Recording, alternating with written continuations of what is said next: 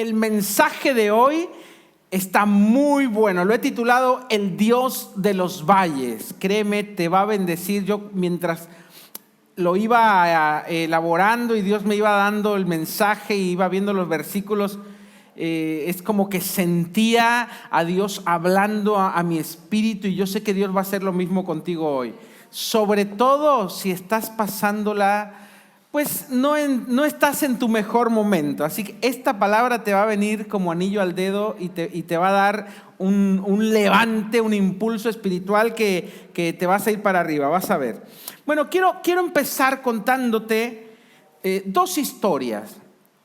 Una era sobre una pequeña iglesia, ¿sí? en Inglaterra, una iglesia muy pequeña en un poblado donde llegó un pastor joven y pasó toda su vida predicando hasta que fue anciano a un puñado de familias. Como era un pueblo pequeño, pues parecía que no tenía ningún resultado. Y una noche, aparte el pastor era tartamudo, así que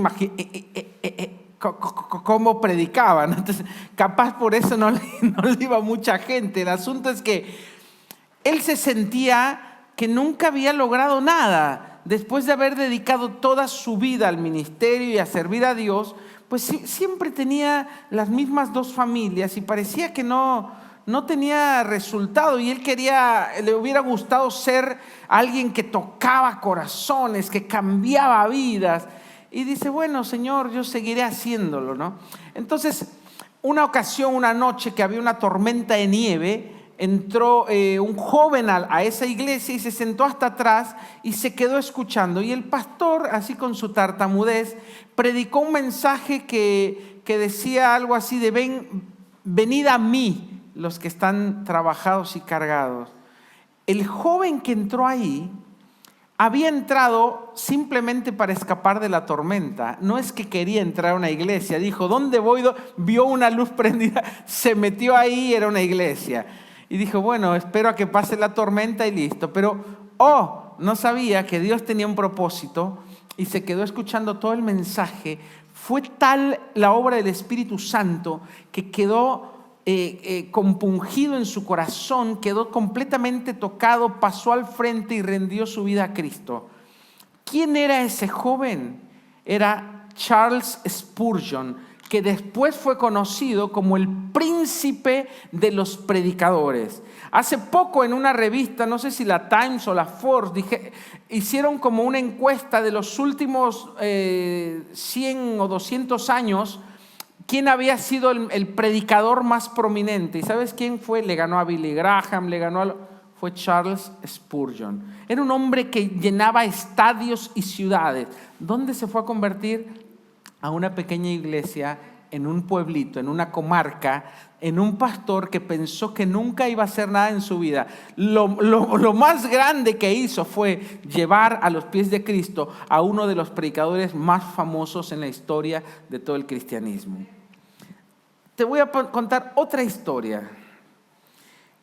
Sucedió en Kentucky, Estados Unidos. Un niño que a los 5 años muere su padre. Se queda la madre viuda con 3 niños. Él era el mayor, de 5 años. Tuvo que encargarse desde niño, tuvo que empezar a ayudar a la madre. Mientras ella se iba a trabajar, cuidaba a sus hermanitos, un niño de 5 años. Cuidaba a sus hermanitos pequeños, les cocinaba, pues hizo como de mamá y papá para sus hermanos más pequeños. A los 10 años tuvo que trabajar porque no les alcanzaba para vivir y se metió a una granja como ayudante de granja. ¿Y qué hacía? Limpiar la caca de todas las gallinas, de los pollos. Era una granja de pollos enorme. Yo tengo gallinas en casa y les digo, tengo 3 gallinas nada más.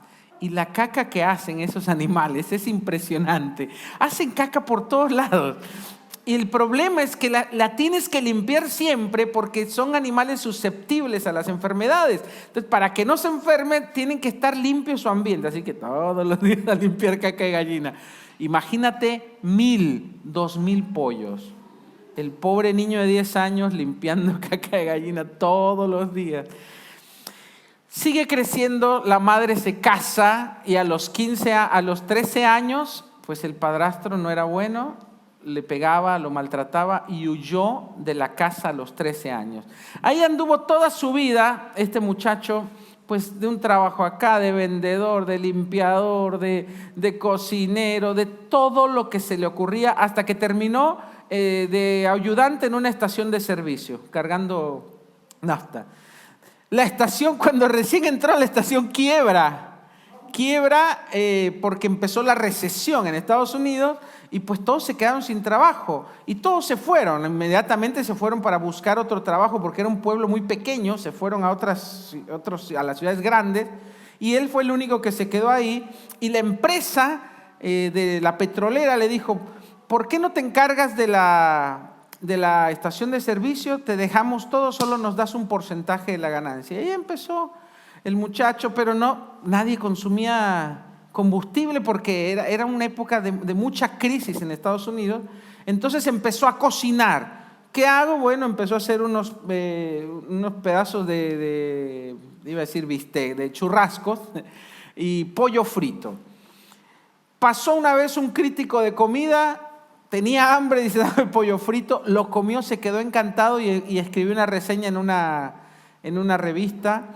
Y se empezó a ser conocido, empezaban a ir, ¿y qué pasó? Se quema la estación de servicio, no la pegaba, pobre, se quedó en la calle sin nada y dice, bueno, no tengo nada que perder, pidió un crédito acá, allá y dice, voy a poner un restaurante, alquiló un restaurante y el restaurante empezó a andar y ¿qué piensa? ¡Pum! La Segunda Guerra Mundial.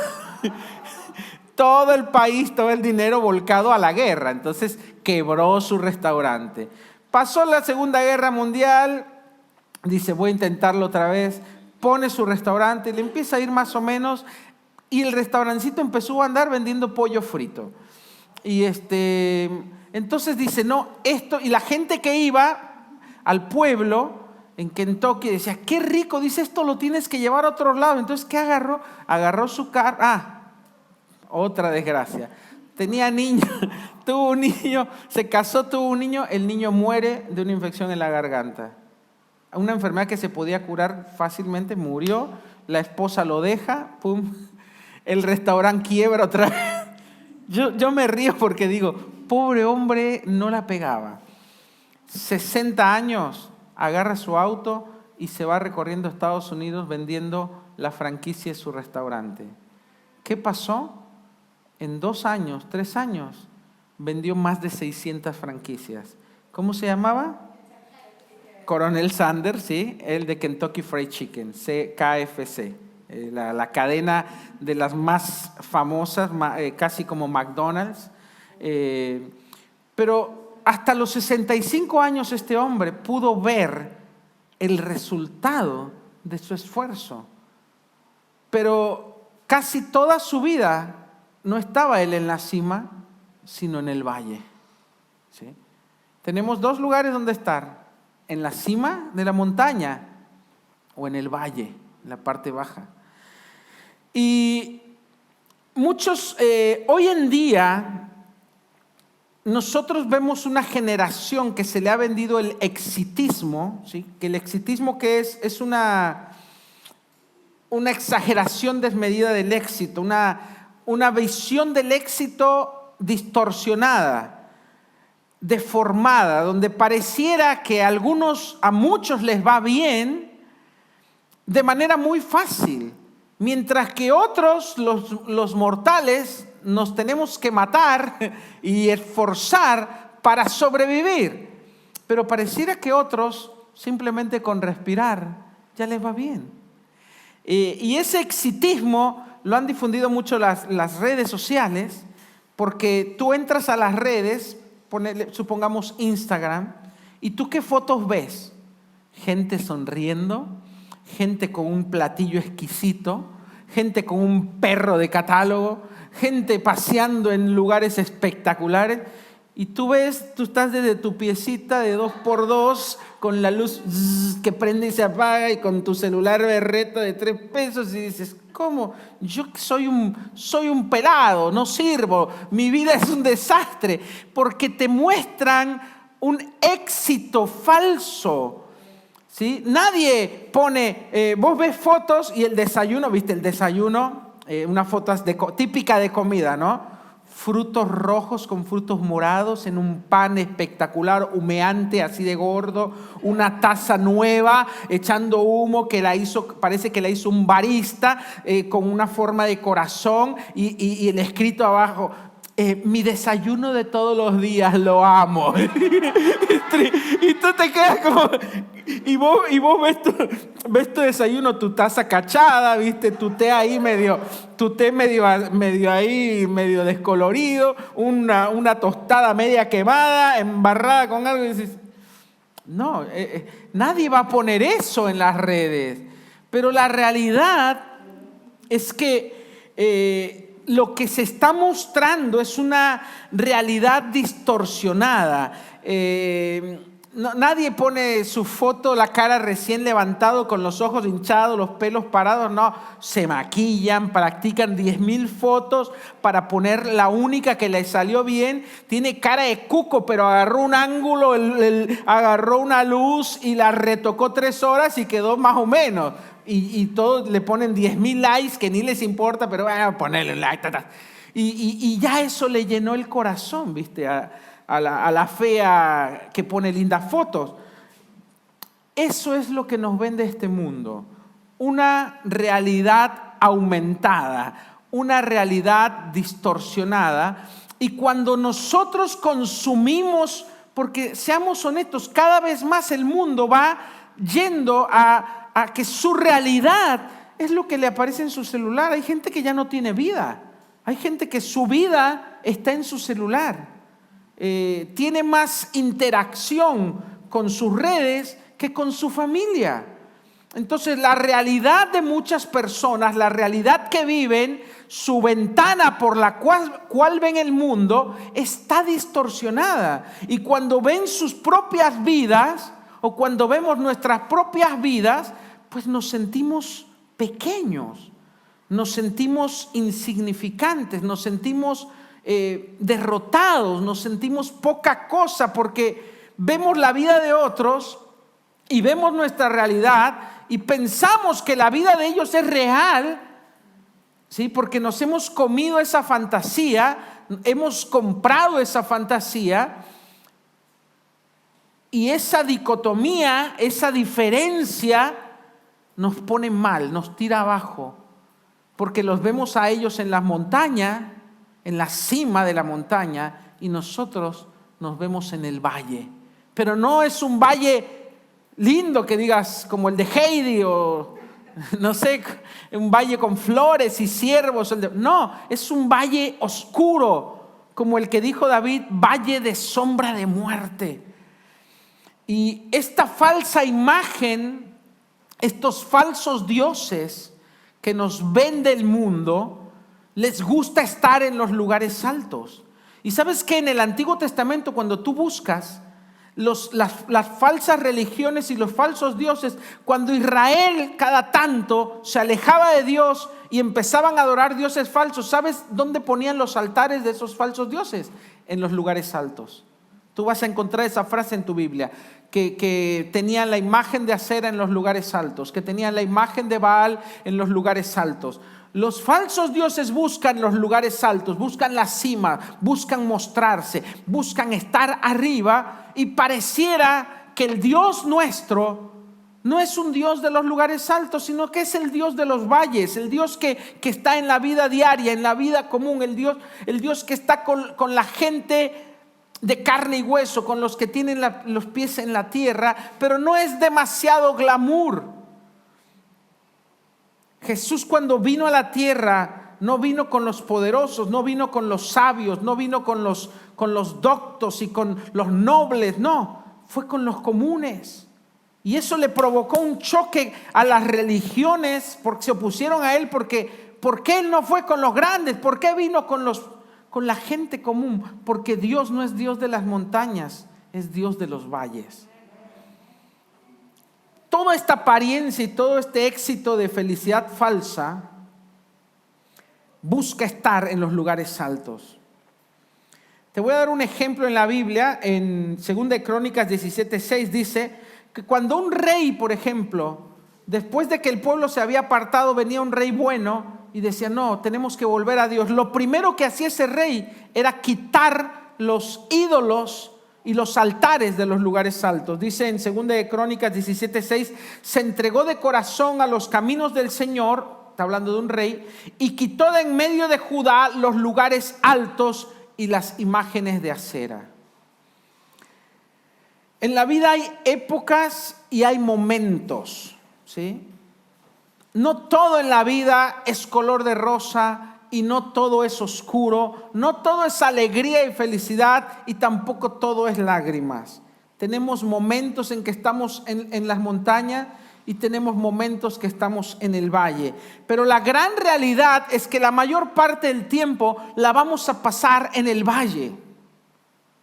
Todos quisieran estar en la montaña, que simboliza una vida de éxito, una vida que no tienes nunca ningún problema, una vida que está todo bien, que te levantas y los pajaritos cantan y sale el sol y llega una luz que brilla sobre ti y sos, no sé, sos una mezcla de Blancanieves, de Cenicienta y de todo lo demás.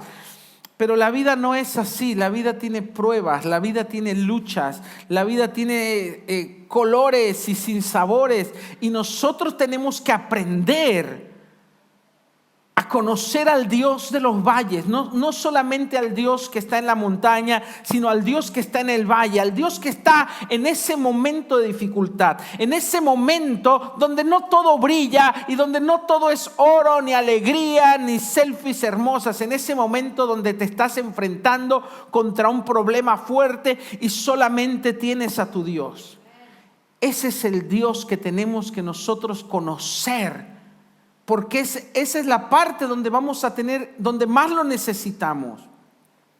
Mira lo que decía David en Salmos 23:4.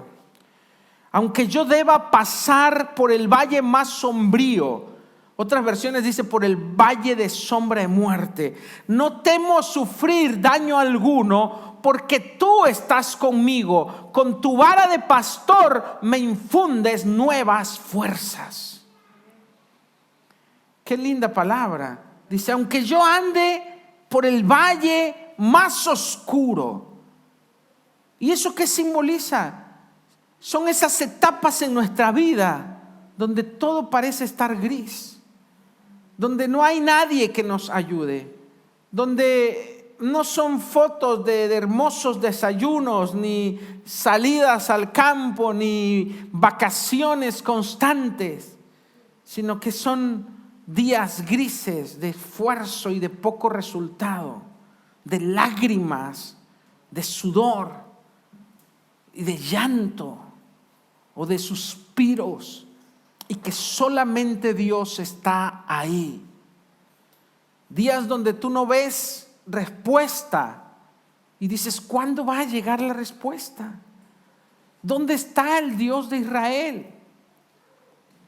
¿Dónde está el Dios de los valles? Mira, sucedió algo en la Biblia en una ocasión. El rey de Siria, que era enemigo del pueblo de Dios, enemigo de Israel, juntó 32 reyes. Eso dice la Biblia.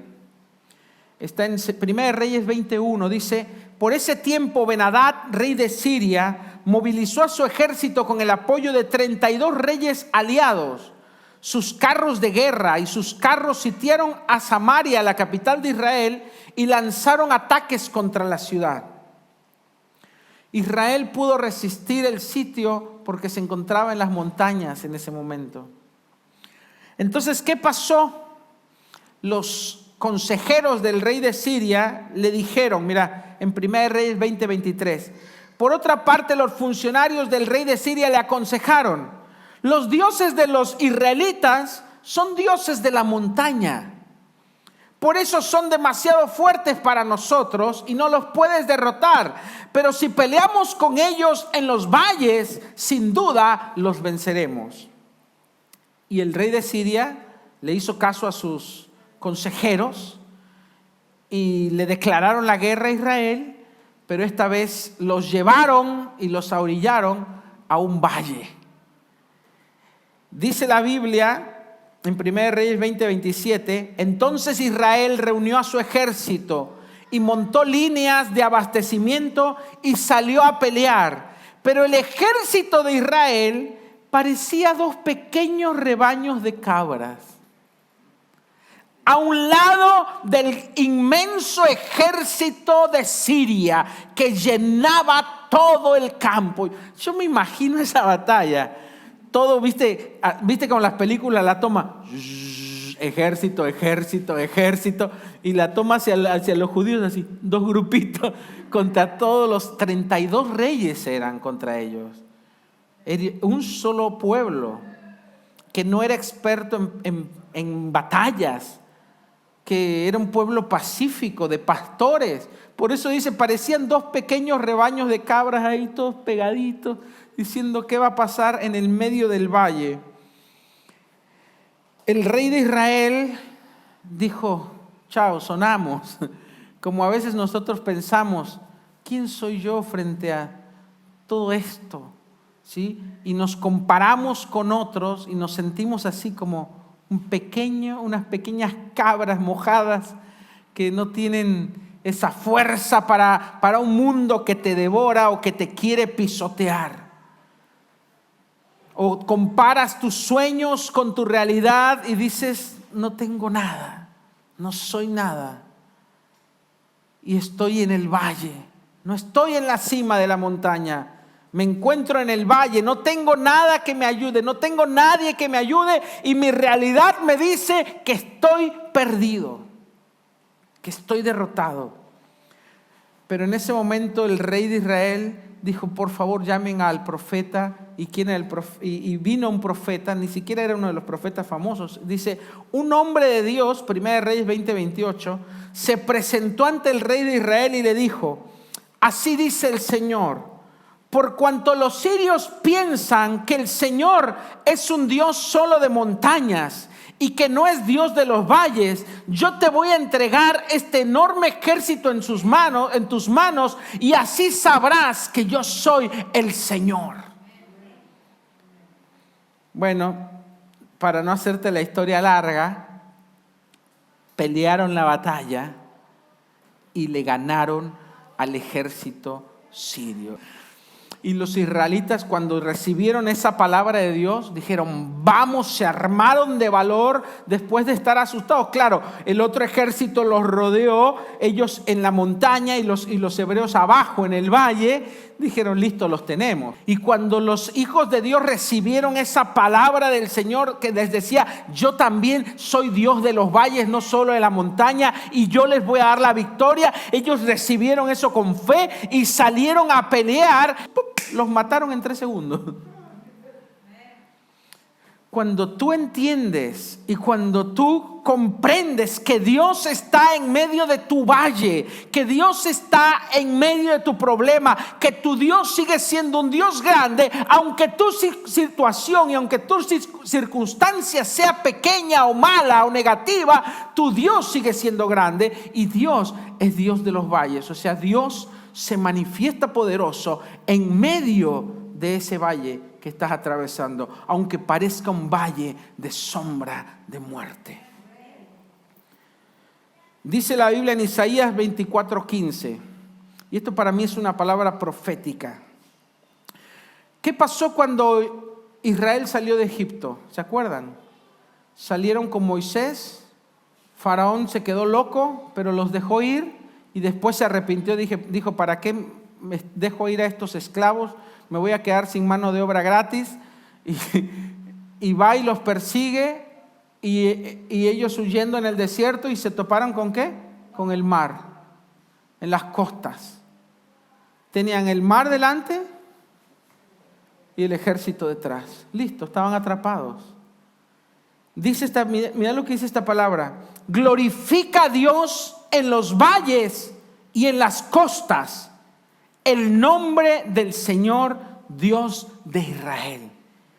En medio de la situación, cuando estás atrapado, que tienes el enemigo atrás y delante no tienes a dónde ir, cuando estás en las costas o cuando estás en los valles, que no estás en la montaña, sino en lo más bajo de tu vida, en ese momento Dios dice: glorifica a Dios porque yo voy a darte la victoria. Glorifica a Dios porque Dios está contigo, porque Dios está a tu lado, porque Dios sabe levantar del polvo al menesteroso y al pobre del muladar, y lo hace sentar, dice la Biblia, entre los príncipes de su pueblo. Dios no llamó a los grandes, ni los poderosos, ni los sabios, ni los nobles, dice la Escritura, sino que lo vil, lo pequeño, lo menospreciado escogió Dios, a fin de que nadie se jacte en su presencia. Entonces, no te midas como se mide el mundo. No te compares con esas falsas imágenes en la montaña, porque son solo falsos dioses. Tu Dios es real y tu Dios está no solo en la montaña, sino también en el valle. Y Él te va a llevar de gloria en gloria, de victoria en victoria. No importa la situación difícil que estés pasando, no importa la circunstancia que estés viviendo. Mira, yo he leído, este hombre de Kentucky, el coronel Sanders, era cristiano. Yo he leído bastantes historias de hombres y mujeres que hoy en la historia son conocidos como grandes, pero cuando tú lees sus biografías te das cuenta que tuvieron muchos momentos de valles, muchos momentos de soledad, y que para llegar a la cima tuvieron que pasar por varios valles. Entonces, que no te vendan una falsa fantasía de que se llega al éxito o de que se llega a la victoria simplemente deseándolo o simplemente, no sé, poniendo fotos. No, tú tienes que esforzarte, tú tienes que sacrificarte, tú tienes que ir la segunda milla, tú tienes que hacer más que otros. Pero Dios te va a bendecir, Dios va a ver tu esfuerzo, Dios va a ver tu sufrimiento, Dios va a ver tu necesidad, Dios va a ver que tú en medio del valle le sigues creyendo, que en medio del valle, aunque eres pequeño, tú estás firme en tu fe, que en medio de la circunstancia, en medio de la prueba, tú dices: mi Dios es grande, aunque mi principio sea pequeño, mi final será grandioso. Eso es lo que dice la Escritura. Salmo 23 dice: aunque deba yo pasar por el valle más sombrío, no temo sufrir ningún daño, porque tú estás conmigo. Tu vara de pastor me infunde nuevas fuerzas. Me preparas un banquete a vista de mis adversarios y derramas perfume sobre mi cabeza y me colmas de bendiciones. Sé que tu bondad, oh Dios, y tu misericordia me acompañarán todos los días de mi vida, y que en tu casa, en la casa del Señor, viviré por largos días. Esa es la promesa para ti, y eso es lo que hacía David. Yo ya les conté hace poco en el programa anterior cómo David fue un hombre que sufrió tanto. Hoy hablamos de David como el gran rey, pero David sufrió mucho desde su niñez. Fue rechazado por su padre y por sus hermanos.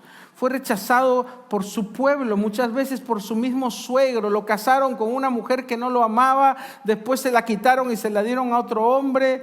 Después se enamoró de una mujer que no tenía que enamorarse. O sea, le pasó de todo a David. Si una cosa sabía David, era depender de Dios en los momentos más difíciles. Y fue por eso que Dios le dijo: de tu descendencia yo traeré al Mesías. Tu descendencia será rey y tendrá un trono para siempre. ¿Por qué? Porque supo confiar en Dios cuando estaba por el valle de sombra de muerte. Yo no sé lo que estés pasando, yo no sé cuántos años te han pasado y tal vez tú pienses: nunca va a llegar la bendición, o ya se pasó mi tiempo, o ya no es para mí. Tal vez has muerto a muchos sueños, o tal vez has enterrado muchos de tus sueños. Tal vez has pensado que las bendiciones son para otros, pero no para ti. Tal vez has pensado que sí, que Dios te ama, pero no tanto. No te equivoques, Dios te ama tanto que dio su vida por ti. No midas a Dios, ni midas su amor por tu comparación con otros o porque no estás en la montaña, porque Dios no habita en los lugares altos. Dios habita en el valle. Dios habita con los humildes. Dios habita con el quebrantado de corazón. Con el corazón, dice la Biblia, con el de corazón contrito y humillado estoy yo. Dios está contigo. Dios está a tu lado ahí en tu momento más solo, en tu momento más amargo, en tu momento más difícil. Dios está contigo. Dios no está con los poderosos. Dios no está con los que ostentan opulencia. Están vacíos. Dios está, y lo dice la Escritura, yo habito con el de corazón contrito y humillado. El corazón humillado no desprecias, oh Dios, nunca, nunca jamás. Así que ponte de pie en tu lugar. Y si tú estás pasando por un momento difícil, o si habías bajado los brazos o habías tirado la toalla, o te habías dado por vencida o por vencido y habías dejado de soñar, yo te digo, desentierra tus sueños, porque tu Dios vive hoy. Porque Dios, como le dijo a Elías, levántate porque el largo camino te resta. Todavía tienes bendiciones que ver, todavía tienes victorias que ganar, todavía tienes batallas que luchar. Y vas a ver que el Dios de los valles está contigo y que Él te va a llevar a la cima de la montaña. Pero no esperes a que Él esté contigo cuando estés en la cima. No, Él está contigo desde ahora. ¿Cuántos dicen amén a eso? Señor, te damos muchas gracias. Gracias por tu presencia. Gracias por tu amor. Gracias por tu bondad. Gracias, Señor, porque tú nunca nos abandonas, porque tú no eres el Dios de la opulencia, ni el Dios de la fama, ni el Dios de la popularidad. Tú eres el Dios que está con el de corazón contrito y humillado. Tú eres el Dios de los valles. Y Señor, hoy nosotros en medio de nuestro valle, en medio de nuestra prueba, en medio de nuestra lucha, reconocemos que tú eres Dios y que no estamos solos. Y que aunque todo por delante se ve oscuro, tú nos darás la victoria. En el nombre de Cristo Jesús. Amén y amén. ¿Cuántos dicen amén? Le damos un aplauso fuerte al Señor. Conoce y disfruta nuestra nueva programación. Vida Sana, un programa para alimentarse bien y mantenerse sano por dentro y por fuera. Home Life, un programa relajado y con humor sobre cosas de la vida cotidiana. Positivo, mantén tu fe en alto, mantente optimista y positivo. Íntimo, adoremos juntos en la presencia de Dios, en intimidad. Supérate, un programa para superarnos y poder alcanzar nuestras metas. Evolution Kids, música, personajes, humor y alegría para los niños y toda la familia. Celebración Evolution. Celebremos juntos a Dios con música y adoración y recibe un mensaje desafiante y motivador. Síguenos y conéctate. Te esperamos en Evolution Church.